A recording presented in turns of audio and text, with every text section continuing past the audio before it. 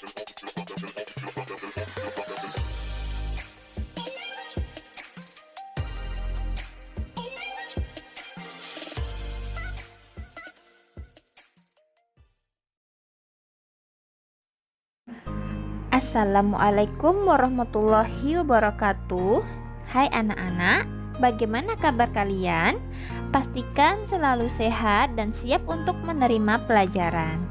Sebelum belajar, jangan lupa membaca doa menurut agama dan kepercayaan masing-masing.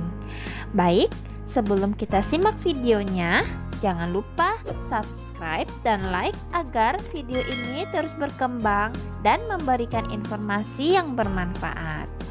Baik anak-anak, kita akan melanjutkan kembali pembahasan kita mengenai tema 8, Bumiku, subtema 1, perbedaan waktu dan pengaruhnya, pembelajaran 4.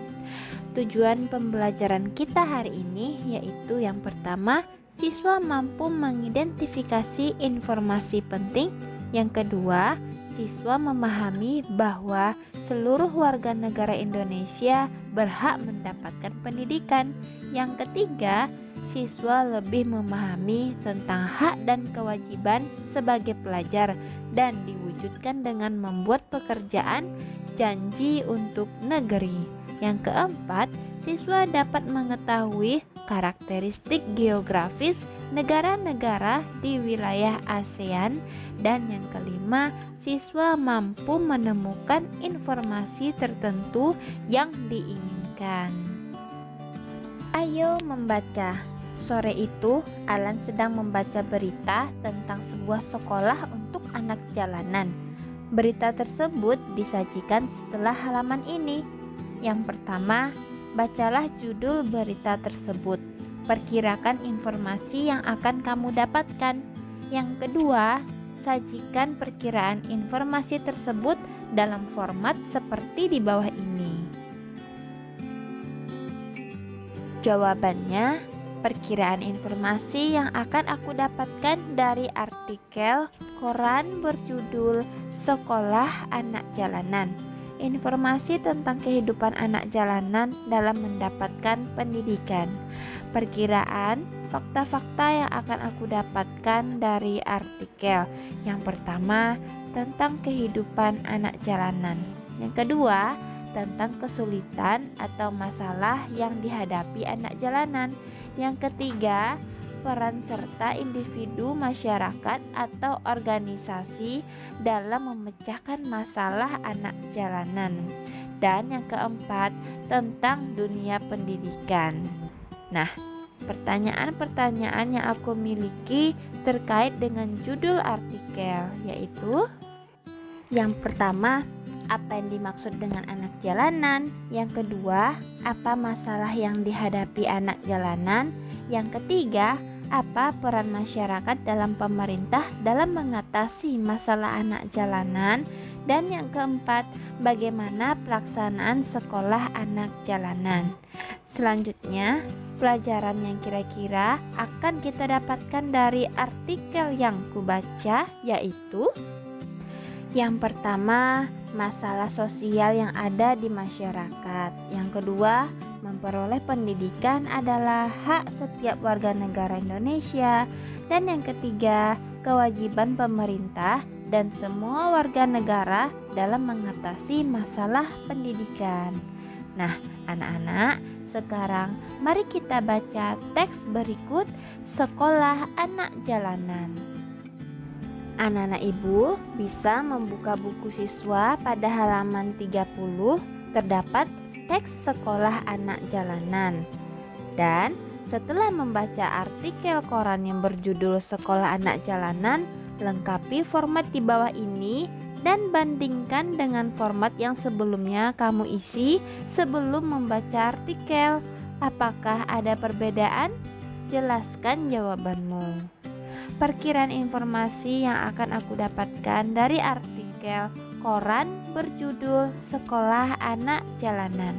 Fakta-fakta yang aku dapatkan dari artikel yaitu tentang kehidupan anak jalanan tentang peran serta organisasi dalam memecahkan masalah pendidikan anak jalanan, tentang pendidik atau guru sekolah anak jalanan.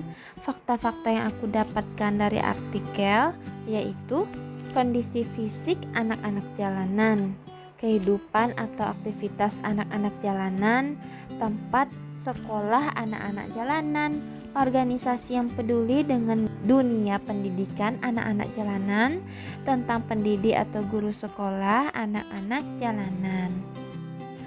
Hal-hal baru yang aku dapatkan dari informasi di artikel yaitu kondisi fisik anak-anak jalanan.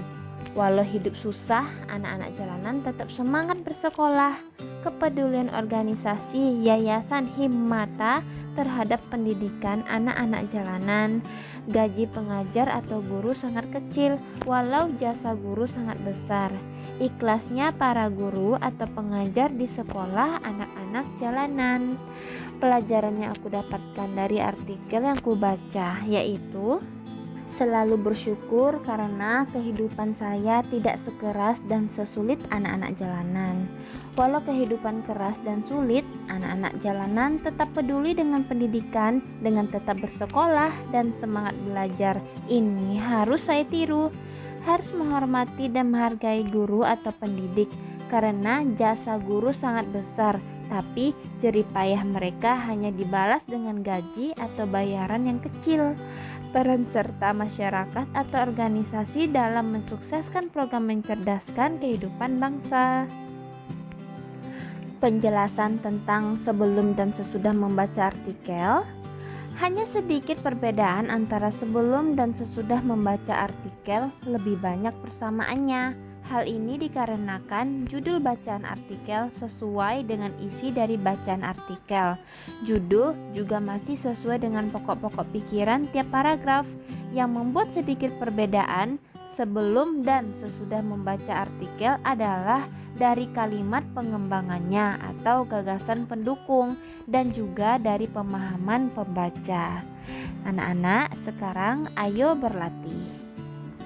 Dari cerita tentang Pusat Kegiatan Belajar Masyarakat atau PKBM Himmata, kita menjadi tahu bahwa ada orang yang rela bekerja keras agar setiap anak Indonesia memperoleh pendidikan. Hampir setiap hari kamu dan teman-teman kamu pergi ke sekolah untuk belajar. Bagi beberapa anak Indonesia, kesempatan untuk bersekolah tidak mudah didapat. Supaya kegiatan bersekolah memberi manfaat bagi kehidupanmu kelak, kewajiban-kewajiban apa yang perlu kamu laksanakan? Nah, anak-anak, kewajiban sebagai seorang pelajar, anak-anak ibu bisa buat dalam bentuk karya sebagai berikut. Nah, kewajiban yang pertama yaitu menaati peraturan dan tata tertib yang berlaku di sekolah. Kewajiban yang kedua, menghargai serta menghormati seluruh warga sekolah. Kewajiban yang ketiga, menjaga nama baik sekolah. Kewajiban yang keempat, tidak merusak fasilitas umum milik sekolah. Kewajiban kelima, mengikuti seluruh kegiatan pembelajaran. Pertanyaan nomor 1, jelaskan mengapa kamu memilih janji tersebut. Apakah janji itu akan memberi manfaat bagi keberhasilan pendidikanmu?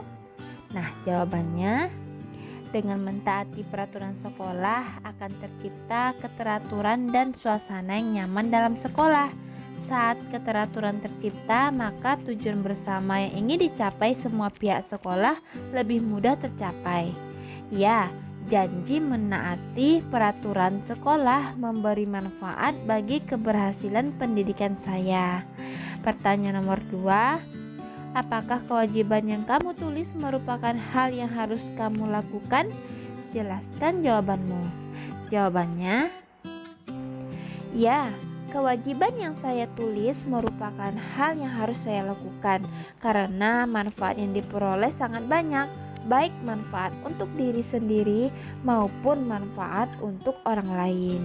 Pertanyaan nomor 3, apakah melaksanakan kewajiban akan memberikan manfaat bagimu? Mengapa? Jawabannya, Ya, memberikan manfaat bagi saya karena dengan melaksanakan kewajiban, maka melatih saya untuk mempunyai sikap tanggung jawab. Hidup lebih bermakna karena dengan melaksanakan kewajiban, saya telah menjadi pribadi atau individu yang bermanfaat bagi yang lain. Mudah dipercaya orang lain, disegani orang lain, dan hati atau perasaan lebih tenang dan tentram. Pertanyaan nomor 4, apa yang bisa kamu simpulkan dari kegiatan ini? Nilai-nilai apa yang kamu peroleh dari kegiatan tersebut? Jawabannya, bahwa melaksanakan kewajiban itu sangat menguntungkan dan bermanfaat, baik untuk diri sendiri maupun untuk orang lain. Nilai-nilai yang saya peroleh dari kegiatan adalah nilai kejujuran, perilaku yang didasarkan pada upaya menjadikan dirinya sebagai orang yang selalu dapat dipercaya dalam perkataan dan tindakan.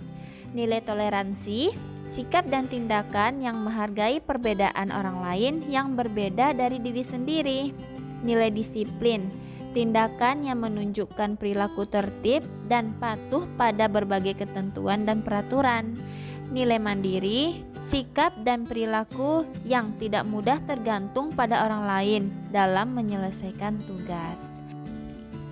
Nilai kepedulian, sikap dan tindakan selalu ingin memberi bantuan kepada orang lain dan yang membutuhkan. Nilai cinta tanah air, sikap dan perilaku yang menunjukkan kepedulian, penghargaan dan kesetiaan yang tinggi terhadap bahasa, sosial, budaya, serta lingkungan fisik sekitar. Dan yang terakhir ada nilai kebangsaan, cara berpikir, bertindak, dan berwawasan yang menempatkan kepentingan bersama atau kepentingan bangsa dan negara di atas kepentingan pribadi. Anak-anak, sekarang ayo mengamati. Masih ingatkah kamu informasi tentang negara tetangga kita, Singapura? Mari kita cari informasi tentang negara tetangga lainnya, yaitu Thailand dan Vietnam. Thailand. Wilayah geografis Thailand dapat dibedakan menjadi 4 wilayah, yaitu dataran rendah, pegunungan, pegunungan kapur, dan tanah genting kera. Bagian utara dan barat wilayah Thailand merupakan pegunungan. Pohon jati banyak tumbuh di pegunungan utara. Bagian tengah wilayah Thailand berupa dataran rendah. Sungai utama di Thailand adalah Sungai Chao Phraya, Sungai Chi, dan Sungai Mon. Negara Thailand beriklim tropis. Pertama, dataran rendah berada di bagian tengah. Dataran ini dialiri Sungai Chao Phraya yang mengalir ke Teluk Thailand. Daerah ini merupakan daerah subur. Kedua, daerah pegunungan berada di bagian utara dan barat. Gunung tertinggi adalah Gunung Doi Intanon, yaitu 2.576 meter. Ketiga, pegunungan kapur berada di bagian timur yang disebut pegunungan plato. Yang keempat, tanah genting kera yang memanjang semenanjung Thailand berada di bagian selatan. Ibu kota Thailand adalah Bangkok, luasnya kira-kira 513.115 km persegi. Kelompok etnis terbesar yaitu Thai, Tionghoa, Melayu, bahasanya yaitu Thai, lagu kebangsaannya yaitu Peng Chat Thai, agama Buddha, pemerintahan kerajaan, kepala negara raja, kepala pemerintahan perdana menteri, satuan mata uang baht. Batas negara dari negara Thailand yaitu sebelah utara berbatasan dengan Laos, sebelah timur dengan Kamboja, sebelah selatan dengan Malaysia, sebelah barat dan barat daya berbatasan dengan Myanmar dan Laut Andaman. Dari informasi yang kamu dapatkan dari teks di atas, buatlah peta pikiran yang berisi informasi-informasi penting tentang Thailand. Kamu dapat menambahkan informasi dari sumber-sumber yang lain, seperti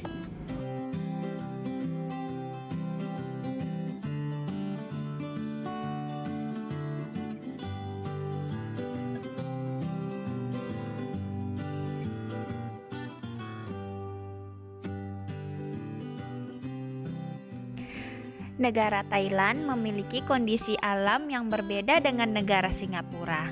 Bagaimana dengan negara tetangga lainnya? Ayo kita baca informasi tentang negara Vietnam. Luas Vietnam kurang lebih 331.210 km persegi. Daerahnya terdiri atas bukit-bukit dan gunung-gunung berhutan lebat serta sedikit dataran rendah. Wilayah Vietnam bagian utara berupa pegunungan, sedangkan bagian selatan berupa dataran rendah yang subur. Gunung-gunung yang ada di Vietnam antara lain Gunung Ngoc Linh dan Gunung Chu Yang Sin. Sungai utamanya adalah Sungai Mekong dan Sungai Sangka.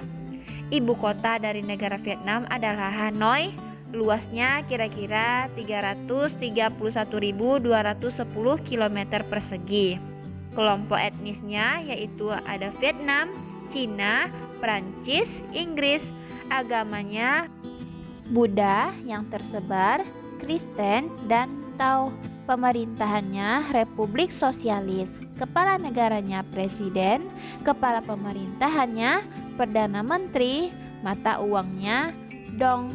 Batas negara Vietnam yaitu sebelah utara berbatasan dengan Tiongkok, sebelah timur dan selatan berbatasan dengan Laut Cina Selatan, sebelah barat berbatasan dengan Teluk Siam, Kampuchea, dan Laos.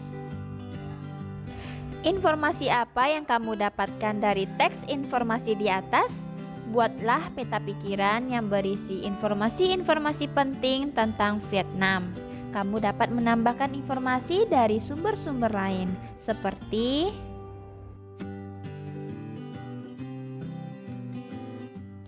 anak-anak, sekarang ayo berlatih. Bandingkan kondisi alam Thailand dan Vietnam. Carilah persamaan dan perbedaannya. Sajikan informasi tersebut dalam bentuk tulisan 2 paragraf. Paragraf pertama berisi informasi tentang persamaan dan paragraf kedua berisi tentang perbedaan. Tentukan gagasan utama dan gagasan pendukung dari tiap paragraf. Kira-kira seperti ini. Negara Thailand dan negara Vietnam merupakan anggota ASEAN. Kedua negara sama-sama terletak di kawasan Asia Tenggara dengan mayoritas penduduknya beragama Buddha, dengan kepala pemerintahan dipimpin oleh seorang Perdana Menteri. Kedua negara juga mempunyai laut yang juga menjadi batas wilayah dengan negara lain. Tanah kedua negara merupakan tanah yang subur, yang menyebabkan kedua negara merupakan salah satu negara-negara penghasil beras terbesar di kawasan ASEAN. Negara Thailand dan Vietnam adalah dua negara yang berbeda. Perbedaan antara negara Thailand dan Vietnam diantaranya adalah bentuk geografis dan demografis. Thailand mempunyai tanah genting, yaitu daratan kecil yang menghubungkan dua daratan dan dibatasi oleh perairan atau laut. Sedangkan Vietnam tidak mempunyai tanah genting. Bentuk pemerintahan Thailand adalah kerajaan, sedangkan bentuk pemerintahan Vietnam adalah Republik Sosialis. Gagasan utama pada paragraf 1 yaitu negara Thailand dan negara Vietnam merupakan anggota ASEAN. Gagasan utama pada paragraf kedua yaitu negara Thailand dan Vietnam adalah dua negara yang berbeda. Sedangkan gagasan pendukung pada paragraf pertama yaitu kedua negara terletak di kawasan Asia Tenggara, persamaan dari segi demografis dan geografis. Pada paragraf kedua, gagasan pendukungnya yaitu perbedaan geografis dan demografis Thailand dengan Vietnam. Carilah informasi yang kamu butuhkan dengan teknik membaca memindai. Dalam membaca memindai, pembaca akan langsung mencari informasi tertentu atau fakta khusus yang diinginkan tanpa memperhatikan atau membaca bagian lain dalam bacaan yang tidak dicari. Untuk lebih memahaminya, ayo bacalah bacaan berikut dengan teknik memindai. ASEAN. Negara-negara yang terletak di Asia Tenggara bersepakat untuk membentuk sebuah organisasi yang bernama ASEAN. Organisasi ASEAN didirikan 8 Agustus 1967 di Bangkok, Thailand. ASEAN bertujuan menjalin kerjasama antar negara Asia Tenggara. ASEAN diprakarsai oleh perwakilan 5 negara Asia Tenggara, yaitu Menteri Luar Negeri Adam Malik dari Indonesia, Tun Abdul Razak dari Malaysia, Tanat Khoman dari Thailand, Raja Ratnam dari Singapura, dan Narciso Ramos dari Filipina. Mereka menandatangani deklarasi pendirian ASEAN. Deklarasi itu bernama Deklarasi Bangkok. Indonesia menjalin kerjasama dengan negara-negara di Asia Tenggara. Kerjasama tersebut dilakukan demi kemajuan anggota. Kerjasama ASEAN tersebut diwujudkan dalam beberapa bidang berikut. Kerjasama ASEAN di bidang ekonomi, yaitu diantaranya ada pembukaan pusat promosi ASEAN. Yang kedua, penyediaan cadangan pangan. Yang ketiga, penyelenggaraan proyek industri. Beberapa proyek industri ASEAN itu sebagai berikut. ASEAN Aceh Fertilizer Project, yaitu pabrik pupuk di Aceh, Indonesia. ASEAN Urea Project, pabrik pupuk di Malaysia. ASEAN Copper Fabrication Project, yaitu pabrik tembaga di Filipina. ASEAN Vaccine Project, yaitu memproduksi vaksin di Singapura. Rock Salt Soda Ash Project, yang memproduksi abu soda di Thailand. Yang keempat, ada kawasan perdagangan bebas. Kawasan perdagangan bebas ASEAN atau AFTA atau ASEAN Free Trade Area merupakan bentuk kerjasama negara-negara ASEAN di bidang ekonomi. AFTA bertujuan memajukan sektor produksi lokal yang ada di seluruh negara ASEAN. Yang kelima, ada Koperasi ASEAN. Koperasi ASEAN atau ASEAN Cooperative Organization atau ACO merupakan salah satu bentuk kerjasama negara-negara ASEAN dalam bidang ekonomi. Dalam tujuannya, Koperasi ASEAN mempunyai keinginan untuk mengokohkan organisasinya sebagai sebuah gerakan koperasi yang menopang perekonomian di Asia Tenggara. Kerjasama ASEAN di bidang politik, yaitu diantaranya yang pertama ada Defense Minister Meeting atau disingkat dengan ADMM, yaitu bentuk kerjasama di bidang politik. Yang kedua ada pengiriman duta dan konsulat. Yang ketiga ada perjanjian ekstradisi ASEAN, yaitu perjanjian negara-negara ASEAN merupakan bentuk kerjasama bidang politik dalam menangani tersangka kejahatan yang melarikan diri ke kawasan negara-negara ASEAN. Yang keempat, perjanjian kawasan bebas nuklir. Yang kelima, perjanjian kawasan damai, bebas, dan netral. Perjanjian kawasan damai, bebas, dan netral merupakan kerjasama negara-negara di ASEAN untuk menjaga setiap negara agar tetap damai. Anak-anak, sekarang ayo berlatih. Berdasarkan bacaan di atas, temukan informasi penting terkait dengan jenis-jenis kerjasama ASEAN. Sajikan kembali informasi tersebut dalam bentuk kartu informasi seperti gambar berikut. Buatlah satu kartu informasi untuk setiap bidang kerjasama dan presentasikan kartu informasimu di depan kelas. Seperti